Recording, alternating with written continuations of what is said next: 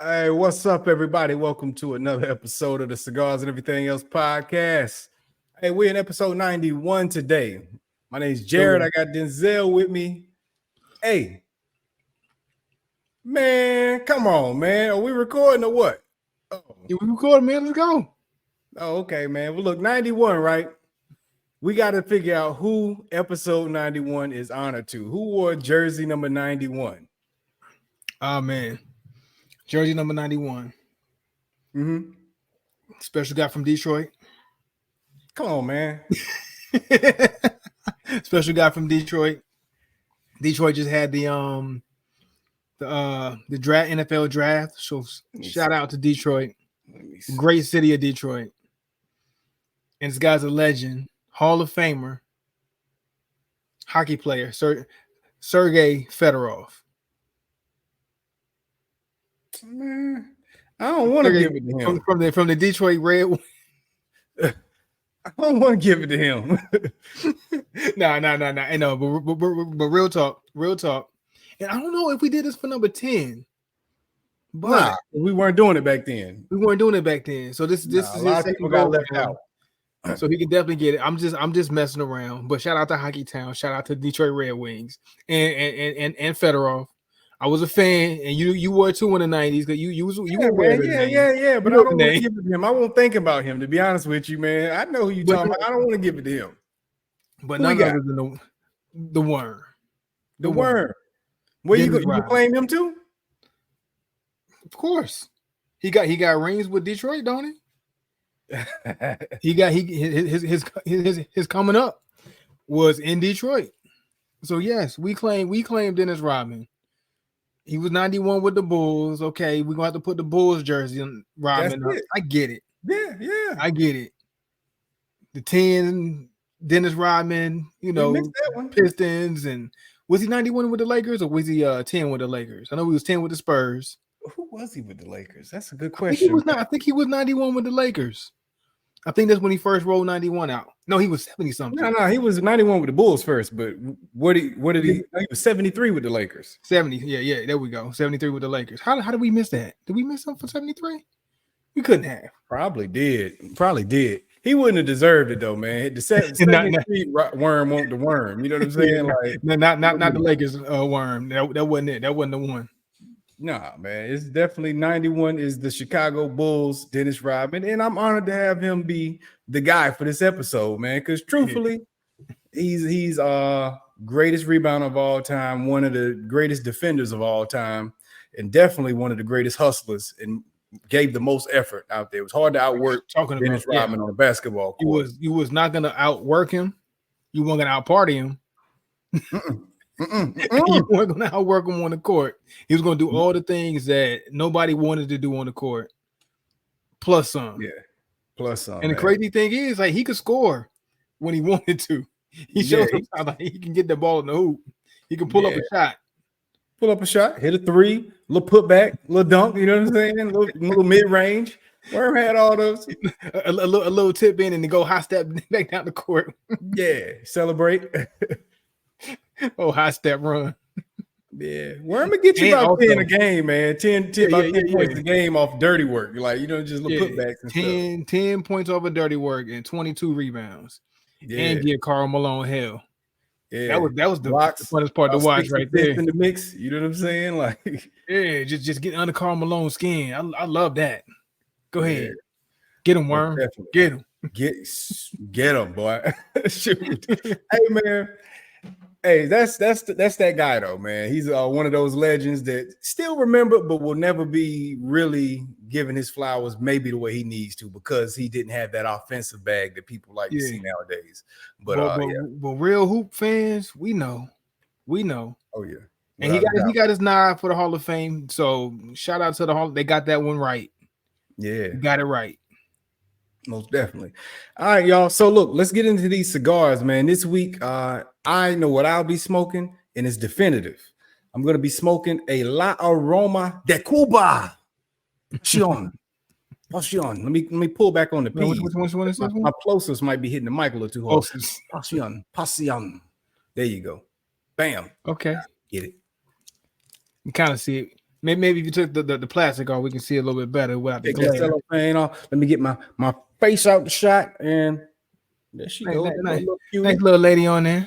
Nice little lady on there. Lady, yeah. So tell us about it. What's the specs? Hey, so for this particular cigar, I almost forgot to give you the specs on it. This is a Nicaraguan wrapper, Nicaraguan origin. It is what else it got on it? Nicaraguan binder, Nicaraguan filler. It's Nicaraguan through and through, but it does have the name Cuba, but it ain't Cuban. Yeah, that's all I got. You on your Castro today. That smell like a real cigar. That smell like a cigar when I first started smoking cigars. That takes me back to my origin story. Talk about it, man. Hey, look, so I'll punch this too. No, I'm not. I'm straight cutting it. Okay. You know what? I had my punch just the other day, and I was going to bring it to the show today, and I completely forgot about it. I'm glad you mentioned that. So now I can feel bad about myself because I was sure enough going to do a punch today. Okay, well I'm punching mine. If that's the case. Oh, you trolling me? Yeah, we talking about trolling earlier. Yeah, the trolling starting early. Just to troll. Get warmed up. I get it. So no, I'm punching for real though. I see. I'm gonna go with V cut. Ryan Garcia right now. The Ryan Garcia. Let's not go there. I won't. Call back the last week's episode though. He went crazy. We'll say that. Yeah, it was. He teed it up just right. Got enough attention for eyes to be on him to go up and show out. So he teed it up right. It worked in his favor. Definitely worked in his favor. Very strategic. Yeah. So hey man. So last week I said I wanted to go Rocky Patel, and I didn't do it. I went another route, which I was so happy I did because I enjoyed that cigar. It was lovely. But this week I am going back to that Rocky Patel that I wanted, the aged barrel Rocky Patel. Nice little simple design. It's usually when Rocky goes here with a simple band on the tip. Yeah, pause. It's always a good one. It's always a good run. Whether it's that double-edged light. So I'm expecting good things from this guy. Of course, no Diddy again. Rocky, in Rocky Patel flavor, he does what he does, keeps it spicy. So I'm expecting some Rocky Patel spice. So my profile on this stick is about as red as it gets. So it's aged barrel. As soon as I took the thing out the plastic, that oak, that strong barrel scent. Yeah, it came through all on the stick right there, and it's it's nice to take in. So I definitely enjoyed that. So let me give you the rundown real quick. So the wrapper is Habano, binder Nicaraguan, filler Dominican, and Pennsylvania. Didn't expect that, but Pennsylvania tobacco fillers. Rocky's keeping it American on this one. Which I believe he has. Doesn't he have a couple facilities in Pennsylvania? I think. I know. I think that's where Burn was his first burn. Yeah, his first burn was in Pennsylvania. I believe so. Yeah. So Rocky got some deep ties in Pennsylvania. I'm guessing. I think so, man. I think so. Yeah, I'm gonna have to look into the story on that. Because of course I don't know where he's from. Like all his ins and outs about his personal or their family life. So I wonder if there's some ties to Pennsylvania there for him. Might be, man. Might be. It'd be interesting to see. Either way, man, I'm uncovering the tip. One of our favorite Patel people. So, we're going to hope that, this cigar comes through for us real good. Yeah. All right. So I took the band off. Early expectations for that, though. I'm expecting some spice, and I'm expecting the spice to stick around for a while, because usually Rocky Patel hits you hard with the spice in the very beginning, then tails off. But with the flavor profile being as rich as it is, I'm expecting for the smoke to be spicy all the way through and through, and uncharacteristic, or as a recent uncharacteristically, I was not looking for a spicy stick today. I was looking for a more smoother smoke.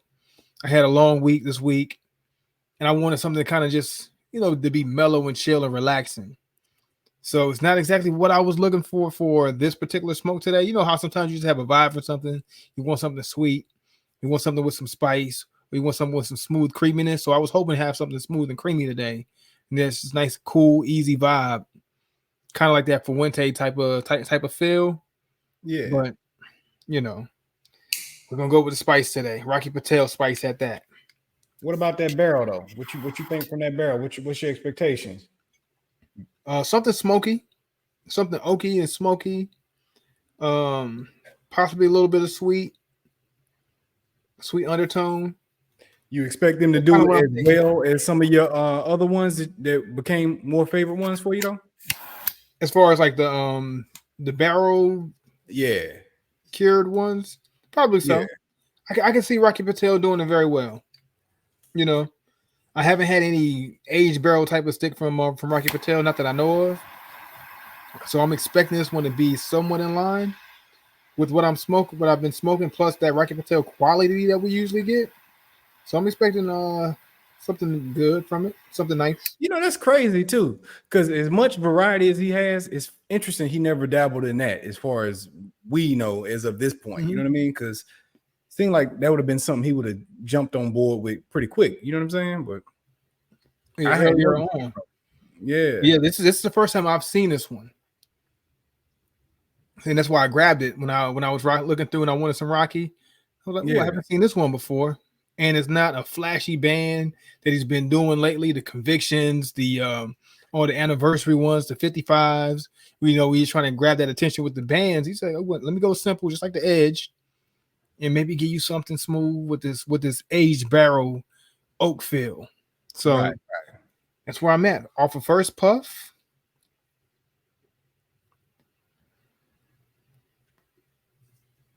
I like it.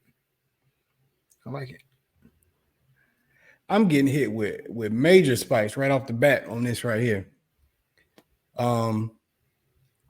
Spice, a lot of spice, a lot of nuttiness, and there's a sweet element in the mix of that right now. But what it is, I ain't put my finger on it yet. But a lot of spice, heavy spice, heavy nuttiness.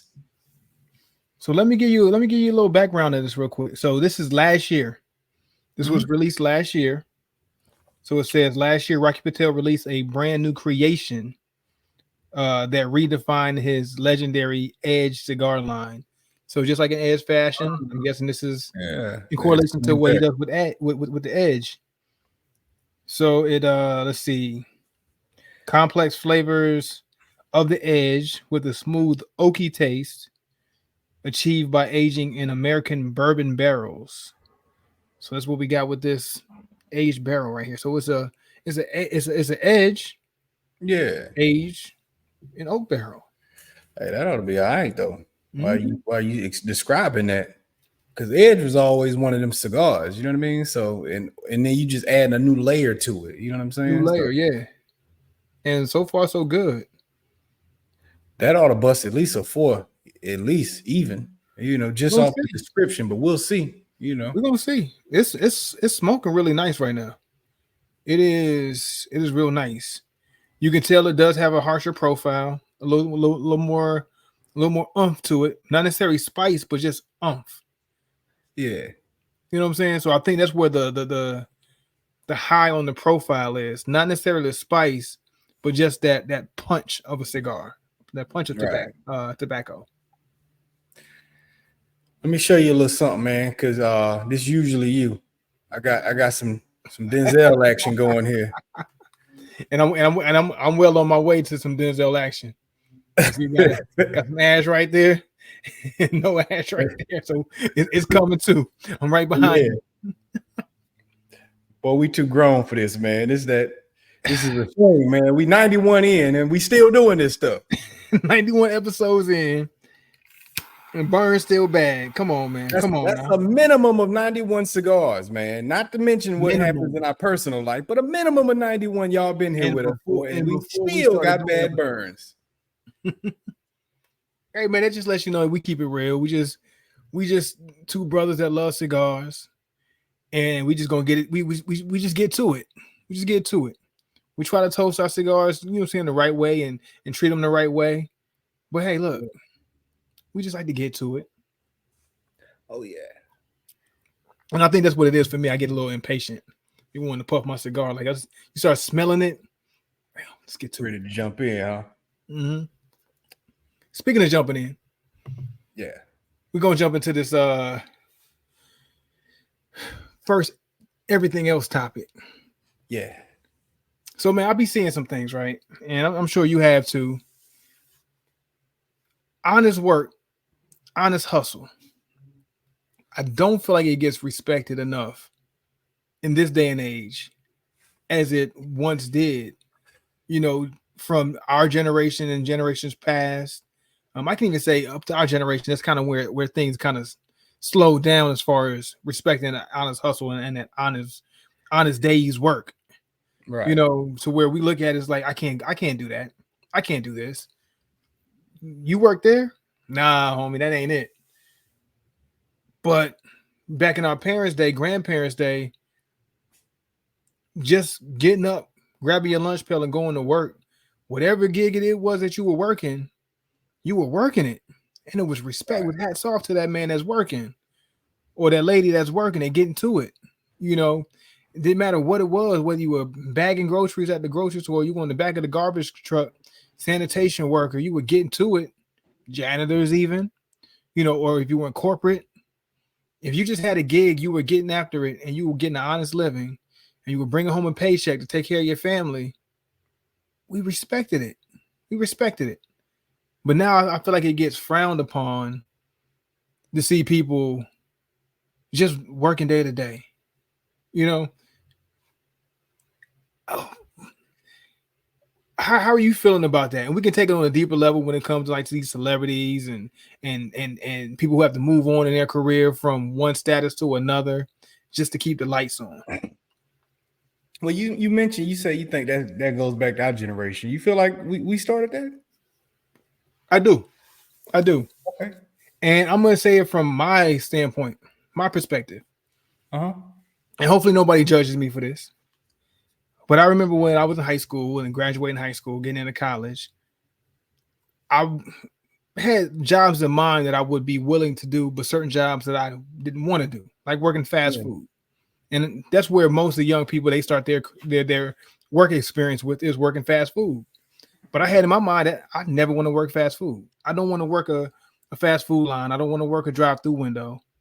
That's not going to be me. So in a sense, I feel like it started there when certain people decided, no, I can't do that. Like myself. Yeah. I'm not going to work. I'm not working a drive-through. I'm going to figure something else out, which in turn, it worked out well for me to where, especially when I was in college at 19, creating a job for myself because I didn't want to go up the street to the Wendy's by the school and try to put an application at the Wendy's.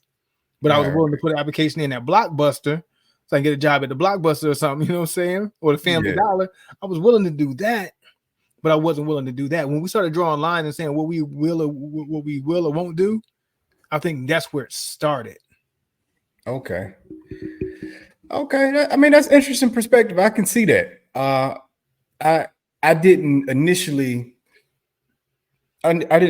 go to that perspective, but I think the saying through knowing yourself, you know others. I think that's where I go first in most cases when I think on subjects. I think what I know about me and like-minded people, and for me, I'm just a country dude at the end of the day. So like I grew up doing like whack jobs anyway. So I before I ever got to college, I was doing whack jobs. You know what I'm saying? Like, and when I was in high school, man, you know, the first work my father ever had me do, he had me go work in a tobacco field when I was 11. Like, you know what I'm saying? So I prime tobacco from 11. Yeah. And then I started, then he had a friend that had a detail shop. And I worked and started detailing cars when I was 13. And then when I got older, I started digging graves and stuff, man. My cousin was he worked at he owned a company who he had a backhoe and he had a company that did a variety of jobs, but primarily we would do work with the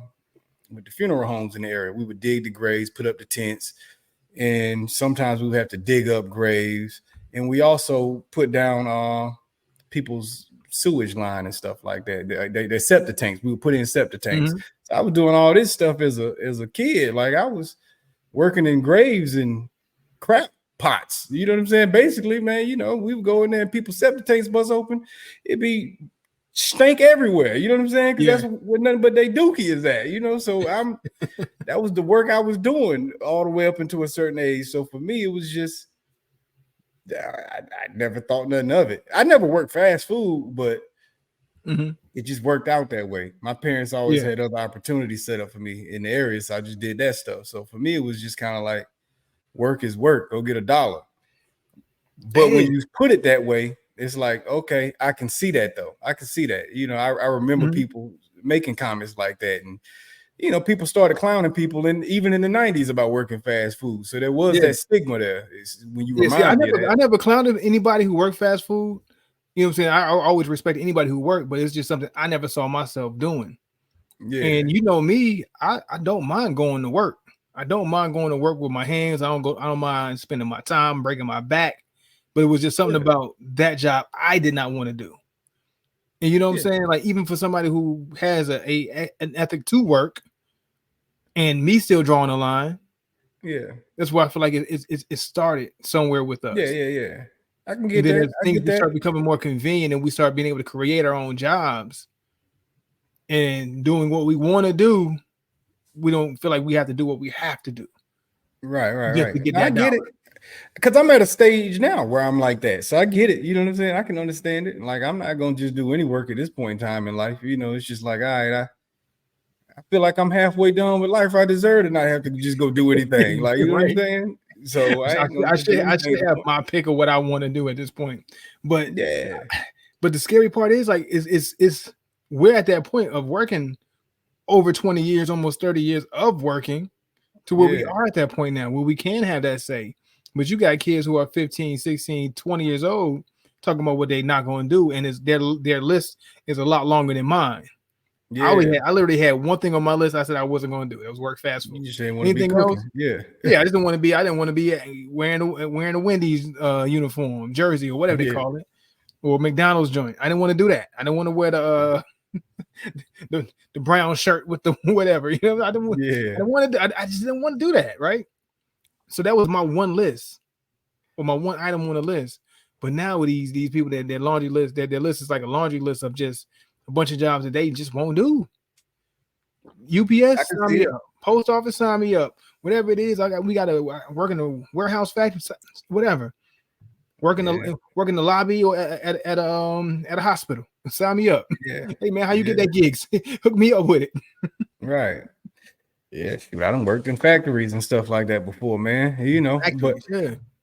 But it is interesting though that you say that, man, because now it does seem like there's a lot of people that look down on it. You got this type of job, like even UPS, people look down on UPS right up until they came out and started stunting on everybody, saying, "Look what we paying our people." Doing, But up until that moment, they look down on it, like they look down on. But before then, people were clamoring for a job at UPS. You talking about early 2000s and before? Yeah. Shoot, let me get a job at UPS. That's what I was trying to do. Yeah, I was trying to beat UPS door down to get a job over there. Yeah, the people, and especially it seems that you see it in that dating world, where a lot of women are saying what they can't be with when it comes to a man. Yeah, it's like they can't have a guy that's working this type of job, or if he don't make this amount of money, and it's like, all right, that sound good. A young 22-year-old, she want to do who ain't working here, ain't working there. He got to be working here or making this amount of money. You're 22. That man at 23, 22, 21. It's gonna take time. He got a whole staircase to climb in life. You got a lot of grinding to do, homeboy. Yeah. You know what I'm saying? So you better be patient with what that man doing. You know what I mean? Like, we all get to a point to where we live more comfortable in life, but we had to go through the rigmarole of odd jobs, working this job and that job and this job and that job, to where you finally demand a certain thing, or you require a certain thing of yourself because you went through the grind already. You went through the struggle and the hustle to get to that certain point. So let me take this a step further. How do you feel when, say, somebody was an artist and they were doing a thing, or they were an actor, or they were a sports player, and they go back to work and they're just working a 9 to 5? Yeah. And somebody said they fell off. Oh, you fell off because you working this job, you working this gig. Instead of looking at it like they're working and they're just working to work, why does it have to be a you fell off? I gotta work. I still, bills don't stop. So how do you feel about that? Yeah, that's the ridiculous stuff. That's an unfair standard that people put on former celebrities or artists or actors or whatever else. Because as we're learning in the world today, anyway, as all this information comes out, we're learning a lot of these people ain't making the money that you thought they were making. Exactly. They're getting cheated out of a lot of that money. So now when they actually aren't active in that industry anymore, it's not over. Like you say, I got bills, I got a standard of life, I got things to do, I got things that need to be paid. So you have to go to work. Saying that you fell off because you switched industries is like saying, hey man, I switched jobs and now I fell off. Like, that's ridiculous. You would never say it to somebody. Yeah. If they got fired or laid off, you wouldn't say, hey man, you fell off because you went to a new job. You just wouldn't say it. So that's what we're doing to these people when you say they can't go find another form of income because the music business ain't working no more for them, or they chose to leave.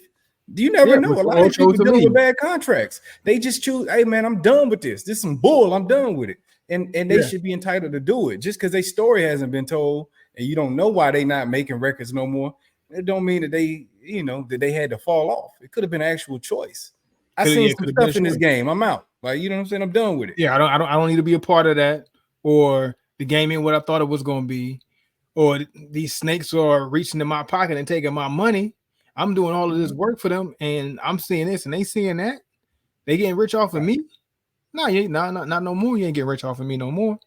Right. I'm gonna withdraw myself from this to go do this over here, and I'm gonna just rebuild, reclimb, and go in another direction. It shouldn't be looked at as a falling off. Like when I got laid off, and before I joined the military at the age of 30, and took a bit of a pay cut. To me, nobody will look at me and say you fell off, because okay, you taking a pay cut to go work here and be an E4 in the Army, and now you're making this amount of money. But then no, that's just, I had to switch careers, and I got to start somewhere. I can't go somewhere and start at the top and say I've been working for 12 years of my life. What does 12 years working in the military get you? I should start there. Right. That's not it. It's not a falling off. You know what I mean? Yeah, very, very unrealistic perspective, man. When people go back to school, you say you fell off because you went back to school to add another degree to your repertoire so you can try to ask for a little bit extra money in the world. If you quit your job and start a business, did you fall off because you quit the job and now your business is being built from the ground up? People are really like assessing a pivot with a very unfair and unrealistic point of view, and not realizing what a ceiling is. Like, say these guys, these celebrities, they're working in music, right? And their ceiling is going to be a certain point because of how the industry is structured. But this guy, he quits the industry, goes into creating his own business. Like, I don't know what Young Jock was doing. I wish I had the video for this. I can play the clip. But he's driving some kind of, it's not an Uber or Lyft, but it's this other startup company for that's like Uber and Lyft. And who's to say that he's not part of the company or invest in the company, and I got to go work the company real quick so I can get this company off the ground and flourish, so it can become a $1 billion business like a Uber, or a multi-million-dollar business like a Lyft. Like, you got to start somewhere. So just because I'm understanding this business before I invest in it. Let me test the business out before I invest in it. You never know. Yeah, it just feels like the perspective that some people take when they look at people who are in certain industries, or they go here, or they're working a job at a certain level. You don't understand, for one, that person's background, or what they're dealing with, or what their aim is, and what they're trying to attain by getting into an industry, whatever it might be. That, like you said, I could be just learning the business. I can understanding why I'm investing in this. And that investment could be worth millions of dollars because I put myself in this position to try to learn this industry. Right. Why does it have to be I fell off? I'm working. Anytime somebody working, that ain't falling off. You working. And you don't know if I'm making more money now than I was before in the more sexy industry. But that's all it is. One is more sexy than the other. That's all it is. Everything that glitter ain't gold. That's right. Everything that glitters ain't gold. You know, you got a lot of people who make a whole ton of money doing something that ain't sexy. Right. But you'll never understand that because the draw ain't there. The attraction to it isn't there. But guess what? It's a necessary industry. Like sanitation. Sanitation is a necessary. Plumbers. You got plumbers who make a lot of money being plumbers. Yeah. But guess what? Everybody, every house, every business, every building has a plumbing system. And somebody got to service that plumbing. Yeah, that plumber getting down there, getting dirty, he working. But guess what? He owned his own plumbing business. That man probably making some money. Contracts after contracts after contracts. And you look at him like he's Super Mario Brothers or something because he's doing plumbing work, but not knowing the whole time this dude, he don't even have to. You know, plumbers, man, they get so booked out for months, they don't even take phone calls. Try to call these people for work, and they won't even answer the phone for you. Leave a message, they won't return it. They are making bread. But you're looking at them like, here we go, and like they're Mario, and you just ain't got no respect for it. They getting paid. Like, we really gotta, like you said, we gotta stop looking at the stuff that looks like it's shiny and thinking that it's actually valuable. Because some of it's fool's gold. A lot of it's fool's gold. But people get caught up in the allure of it. I like that. Fool's gold. Costume jewelry. You know what I'm saying? Yeah, man, without a doubt. I think let's jump into these reviews. We gotta get back. Yeah, for sure. So let me talk about this aged barrel, man. It's oaky, it's smoky, it's not as spicy as I thought. So it's giving me what I wanted. Give me what I wanted today. It's age-esque, and the smoke it's a lot smoother of a ride than I was thinking it was going to be. So should not be afraid of this if you want something smooth. It's still smooth, but it just has that punch of oak and tobaccos that just it's a nice flavor mix. That's what it is. For me, this La Aroma de Cuba Pasion. She's she got a harshness to it. It's a harshness to the smoke itself, like the actual smoke. You know, some smoke is creamy and some is smooth and some is full body. It's a harshness to the actual smoke, not the taste of the cigar or the notes that you pick up on, but just the smoke itself. I wish the smoke was a little smoother because I like the retro when I'm trying to figure out my notes that I'm tasting, and this retro is a little rough coming through. You know what I'm saying? So, but outside of that, like I say, I know I picked up on early on the spice. Some of the spice is still there, but it's not as strong as it initially was, but it has not gone anywhere. There is, like I said, the nutty notes that I'm picking up on this. There's some cedar notes that I'm picking up on, and I'd probably say a little leather in the mix. And that's kind of where I'm at this point in time. It's a nice little blend to it, though. Still an enjoyable cigar. The strength of the actual smoke is my only issue with it at this point in time, but not to the point where I can't enjoy it, but to the point where if you a newbie, it might be a little tough on you. You know what I mean? Yeah, might get some coughing. Yeah, one of the ones that coughing in there. Like noob. Yeah. I would have to be, if I was in the cigar shop and it was just smoke everywhere, that smoke hit me immediately along with everything else, it would be rough. It might be brutal in there, man. I might be in there trying to hide it and stuff. So it's one of them type cigars, man. Smoke this by yourself. Hey, but let me ask you this question real quick. You ever been around other cigar smokers and you got a cough, but you don't want to cough because you don't want to look like that guy? Yeah. Who just inhaling their cigars and stuff. You don't want to look like you that dude.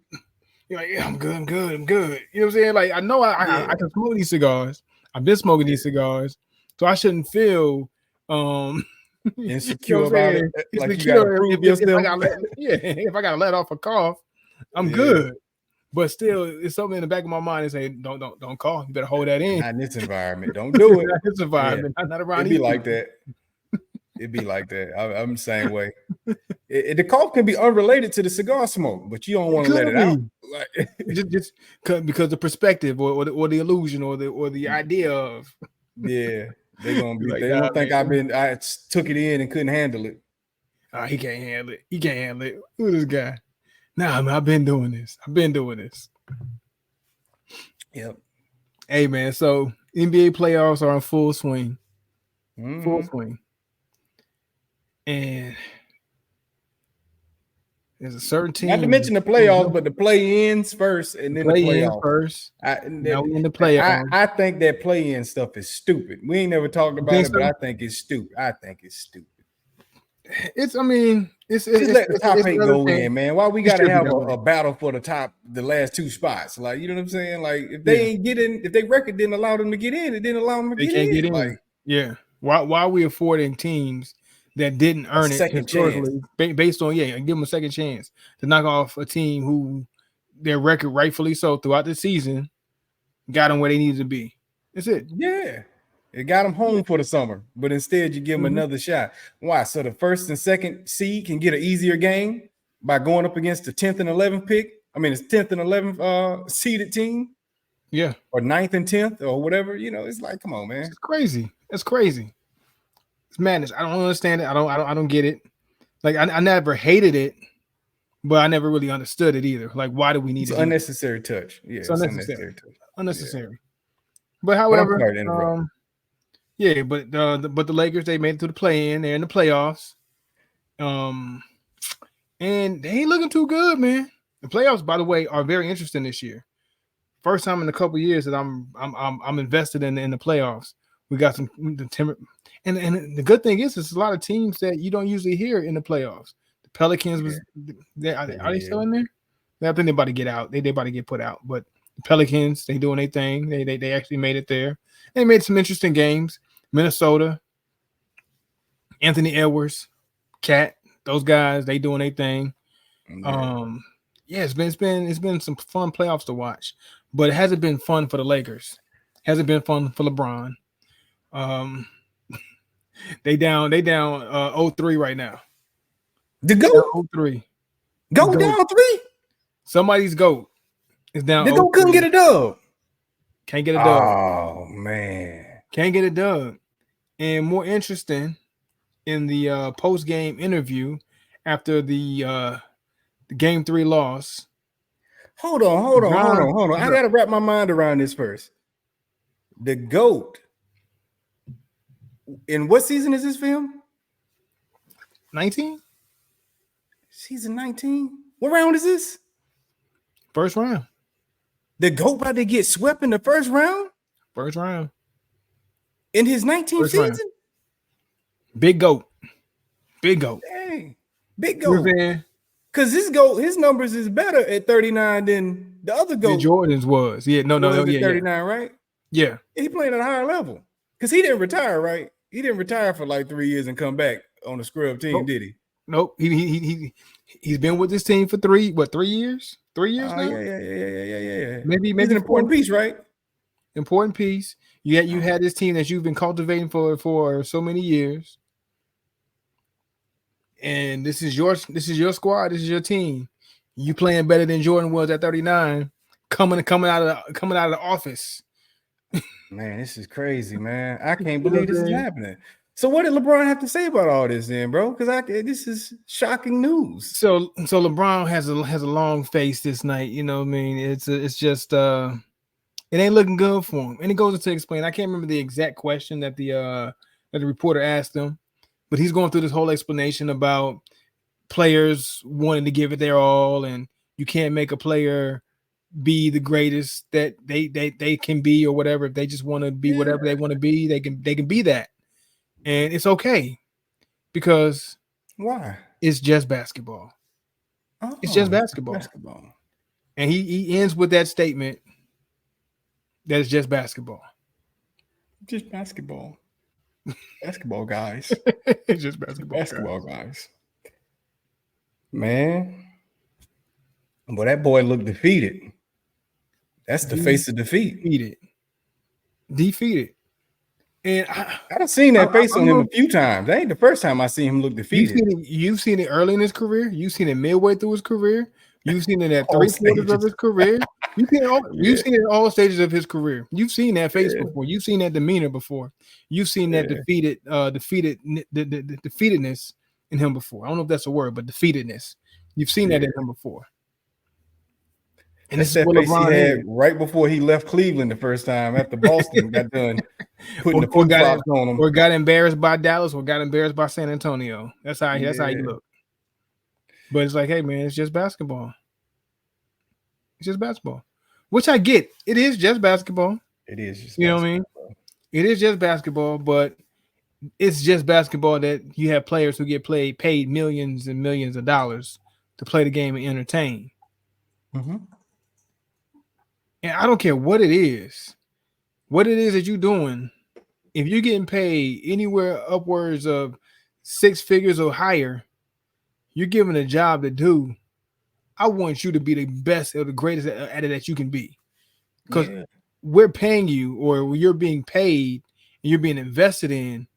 So that level of you need to be here or striving to be here at all times.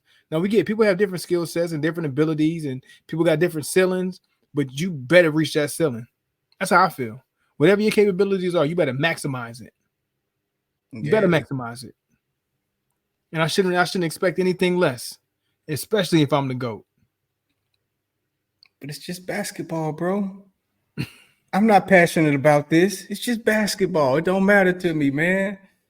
That's that Jokic mindset. Jokic don't see these guys look at this stuff like a job now, man. That's the hilarious thing about it, man. And given it is a job, you know what I'm saying? But it is a job. It's okay. But I get it. But here's the thing. It's disappointing. Say that in the off season. Say that in the beginning of the season. Don't say that when it's wartime. I don't want to hear you say that when in the middle of war. Say that when the series is over. It's just basketball when the series. You still got games to play. Hey, bro. You just say that to yourself. You don't even let them words come out your mouth. When you questioning yourself as who you are in the sport, after a long behind whooping and a long season, then you go home and you let your wife tell you it's just basketball and make you feel better about it. But you don't utter them words out your own mouth. You got somebody pat you on the back and tell you, hey man, look, it's just basketball. But you as the warrior, you as the person in the fight, it's for this moment, it got to be everything to you. Yeah. It is just basketball. You won't never leave it all on the court as long as you realize it's just basketball. That's what somebody say when they got quit in them. Mm-hmm. It's just basketball. Going back to the fight last Saturday between Ryan Garcia and Devin Haney. Devin Haney could have easily said it's just boxing and quit. He kept getting up. He kept getting knocked down. He kept getting up. He got about 6 times because it won't just boxing to him. He ain't no quit in me. You know what I'm saying? If you got that dog in you, it ain't just the sport. It's more than that. It's my legacy. It's all these blood, sweat, and tears and years of hard work and effort that I put into this. It's the dedication that I put into it. LeBron's a very disciplined guy. It's all the discipline. It's more than basketball. It's everything that went into basketball. Is what it is. And everything. You don't just tell yourself that. Yeah, not just whatever went into it, but whatever's coming out of it. Because that too. Conversation everything is there, that not you here is because of basketball. Yeah, the platform, all these careers, music, studio, movie studios and stuff. That's from basketball. So it's not just basketball. That mansion you live in, homeboy, that's basketball. It's not just basketball, bro. It's not. They calling you the greatest to ever do it. Some kid is looking up wanting to be you, and you saying it's just basketball. So you letting that kid know, hey, bro, you ain't got to be passionate about it, man. It don't mean all that. you don't need to have what I have. This is nothing. You know what I'm saying? It sounds like, and we get it. Like you're not performing life-saving surgery. Like it's not a matter of life and death. I get it, but the thing that you can learn and what you can acquire for yourself and about yourself through sports, which is why, you know what I'm saying, we champion sports through Pop Warner and, you know, AAU and Little League and all of these things up into high school and college and even professional sports, is because of what it can do for you as far as your mental drive, the kind of heart that you got that's going to push you and propel you through life. Like, it gives these guys a stage to be on, to make the amount of money and live in the mansions they live in, because it's just basketball, because you put something on the line and you sacrifice something. When you were making those sacrifices, it wasn't just basketball. So I don't want to hear that when you're losing. So when you made your sacrifices and you were winning, and you were cashing in on your paydays, it wasn't just basketball then. Don't tell me that when you're losing.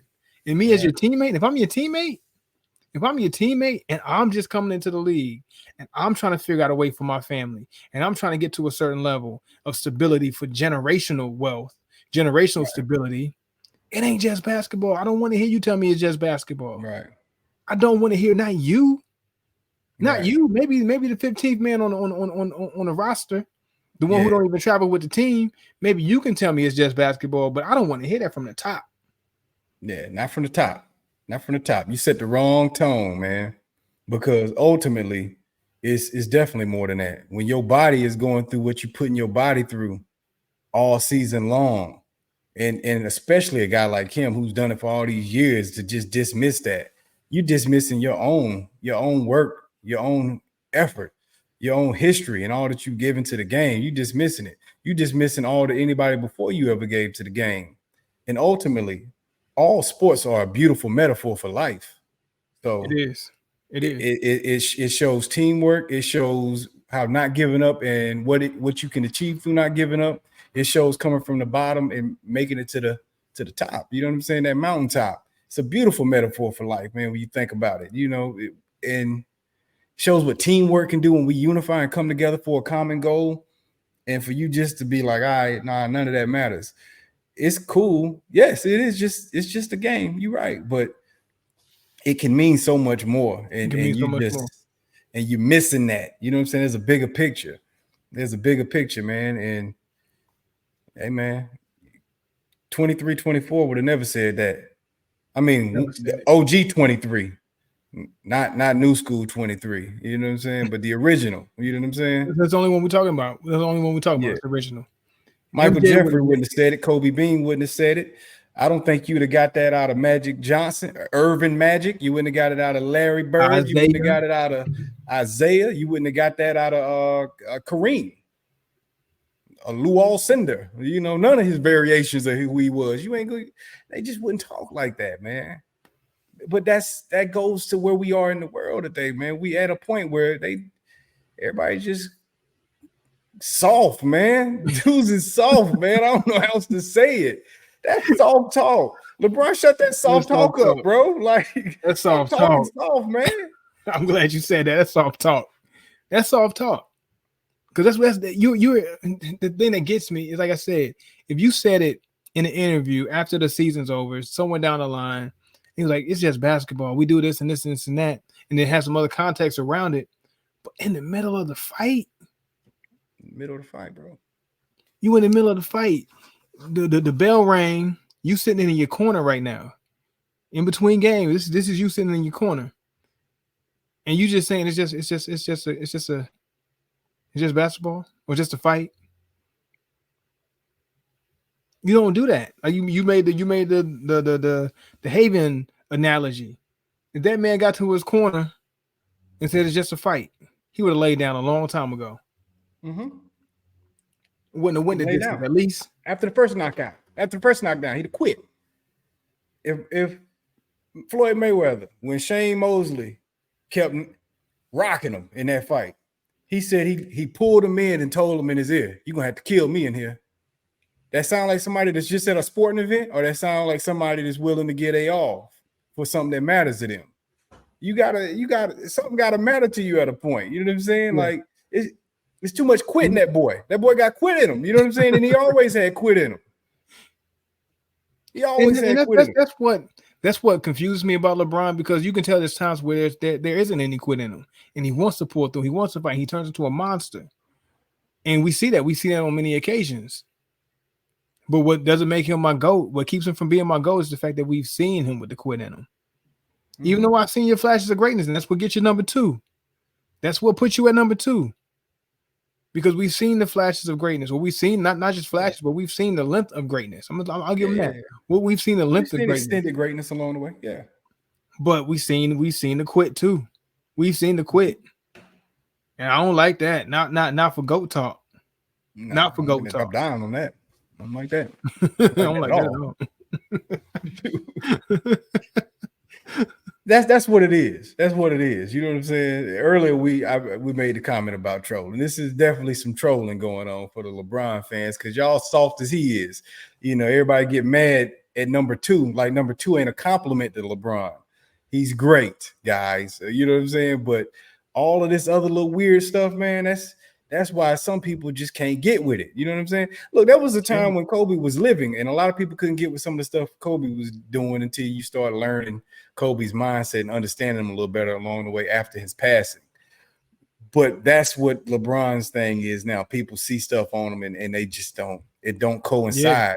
It don't feel right to certain people who from a different cloth. Now, if you from LeBron cloth, you feel that.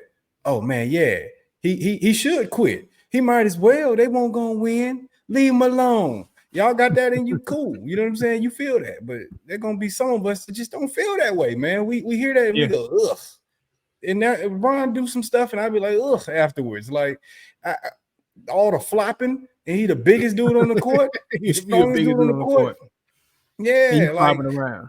And you flopping around. That stuff don't feel right to some people. You know what I'm saying? We watch the dude, and sometimes he makes a mistake. He'll drill the ball off his foot and then point at his teammates and fuss at him. And it's like, dude, who are you blaming? Yeah, we talked about Smith talked about the J.R. Smith situation. He took that blame, and it was not his blame to take. It was not his blame to take. And he and history is gonna now remember JR is this. You know what I'm saying? Like, but the screw up. You know what I'm saying? But those are the moments that a lot of us, it don't sit well with us, man. LeBron ain't got no haters like you think, man. It's just a lot of, I used to think LeBron had haters until I started really processing some of the stuff I watched over the years. And it's like, you know what? They just dislike what they see. They dislike what they see. You know what I'm saying? Don't get me wrong, he do got some haters. You know what I'm saying? And we probably sound like 2 of them today. But in reality, I'm not a LeBron hater, man. I like to do, you know, but I can't put him in that top guy. Just because a lot of I don't say it's hating. Because we're reacting to the statement that was made. If LeBron never made that statement in an 0-3 situation, that's true. We couldn't have this conversation if he didn't say it. If you go out like Kobe got swept. Kobe got swept in the playoffs, but we saw Kobe's demeanor in the midst of him getting swept. Mm-hmm. You know, he still had fight in him. He didn't utter anything that sounded like he was giving up or giving in. Yeah, he might know that. Yeah, we might be going home, and we ain't gonna get out this round. We're gonna get swept. But guess what? He still kept that mindset, and that's what you need, especially in just basketball, of what's gonna teach the youth or your teammates, your peers, or whatever, or teach yourself what it means to push through and persevere, even through adversity, even when you're losing, even when the chips are stacked against you. Yeah. What I need to hear from my leadership from the top. It's none of that is just basketball. Never hear Kobe say, Kobe, mount it up. All right, we might take this L. And he ain't saying we might take this L to his teammates probably. But in his mind, we might take this L. But guess what? Outwardly, this is what I'm showing. This is all y'all gonna get from me. Right. You know, that's a great point that you make, man. And I mentioned Mayweather earlier. A lot of this, I blame him for ushering in this era where people think that being undefeated and stuff matters. You know what I'm saying? When people got this whole you can't lose in life or you suck mentality. Like, man, losing ain't a bad thing. It's not the swept. It's not. I'm teasing him. I don't care that he's getting swept, to be honest with you. It's not that. That ain't no knock. LeBron is still great, even if you sweep him. You sweep him now, they don't take that. This don't hurt his legacy. It don't tarnish his legacy at all. So it ain't the fact that he's losing or how he's getting swept, but it's entirely his behavior while taking the L. The L ain't the issue. How you take an L is the issue always. Yeah, and I honestly think that how he's taking the L is him trying to save his legacy. You ain't got to do that to try to save your legacy, because what it does is, yeah, I'm about to get swept. but let me take the sting off and just remind people that's just basketball. So if I lose and I get swept, it's just basketball, guys. Don't hold this against me because it's just basketball. Yeah. So I'm trying to save my legacy by talking too much, but in my mind, you're taking your legacy by saying what you're saying. Yeah. It ain't taking the sting off; it's putting the sting on. Now you look weak.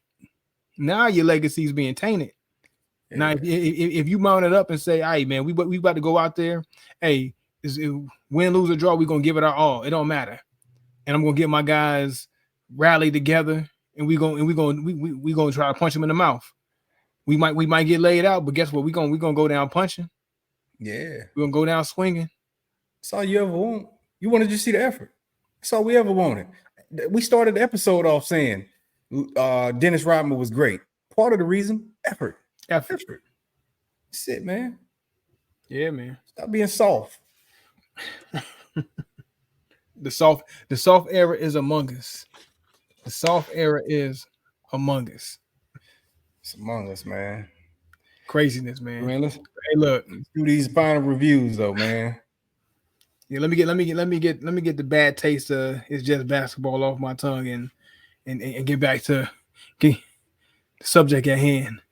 I know, man. Man, thank God Rocky Patel never gave me a bad stick and said, "Man, it's just cigars, bro. It's just a cigar. It's just cigars, man. Look, it's just cigars. Nah, man. Effort, man. So, hey, look, man. Rocky Patel, aged barrel. It's exactly what the doctor ordered. Okay. I was nervous earlier. I didn't think that this was going to be what I wanted, but I'm pleasantly surprised. Not surprised, but I'm happy with how my experience went today.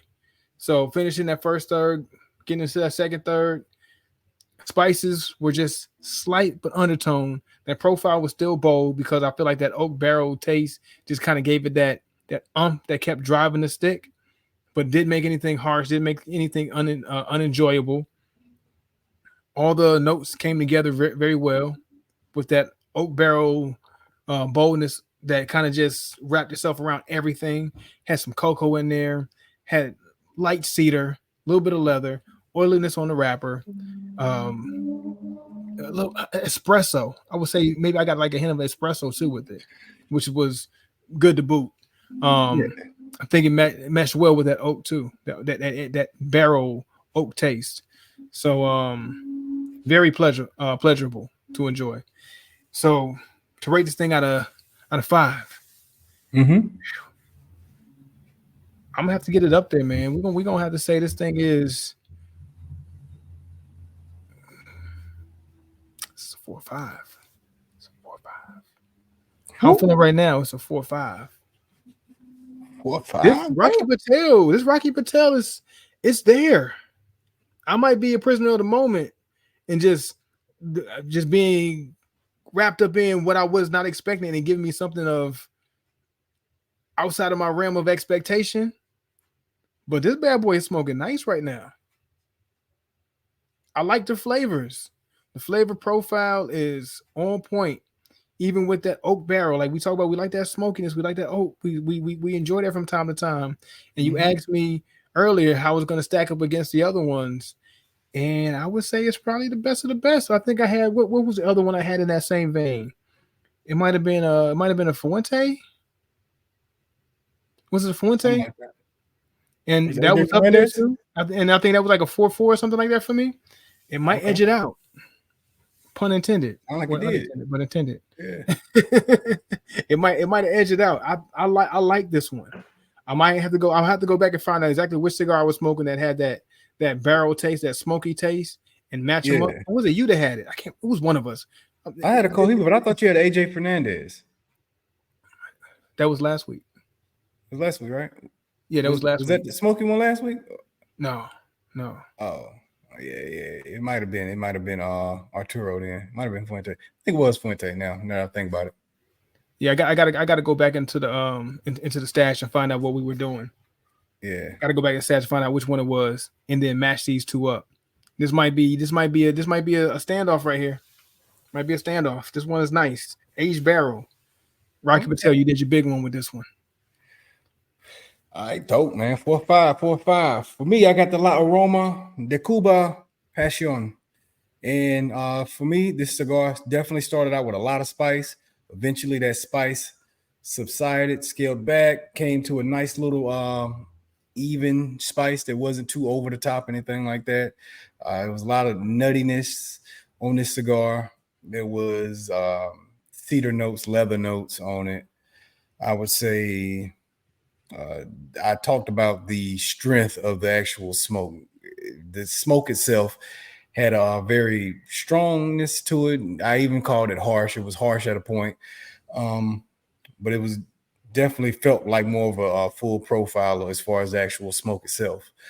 I would say also there was some sweetness that I had in the cigar that I will say was probably more like a molasses type note on that. Even a little bit of semi-sweet chocolate seemed to pop up throughout this cigar also. For me, I did enjoy this stick. Even though I complained about the harshness of the smoke when I was retrohaling it, this stick for me still does reach the 4 spot.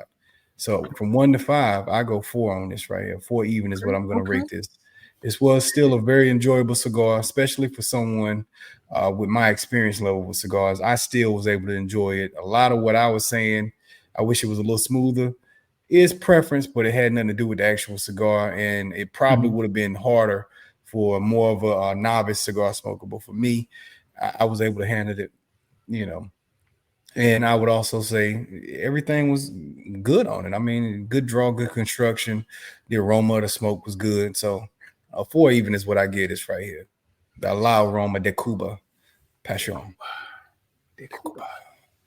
Yeah. Hey, we real quick. Did you get a chance to retrohale after you said it at the halfway point? Did you continue to retrohale? I continue to do it. Okay. Yeah. I know if it's something that kind of like steered you away from trying to do it. No, it didn't, because it was doable. Even with the harshness, it was doable. So that lets you know it wasn't like to the point where I had to back off of that. If it was that bad, it would have been definitely a problem. But it was notable enough for me to mention it, but not notable enough for me to just be like, all right, I got to stop. This is too much. So, take from it what you will from that. Rocky Patel knocked it out the park with 4-5. De Cuba. 4-0. All right, man. Hey, it's the Dennis Rodman episode. So 91. Appreciate y'all for tuning in to this week's episode of the Cigars and Everything Else podcast. We out. Yes, sir. Brian, get your soft ass together, man.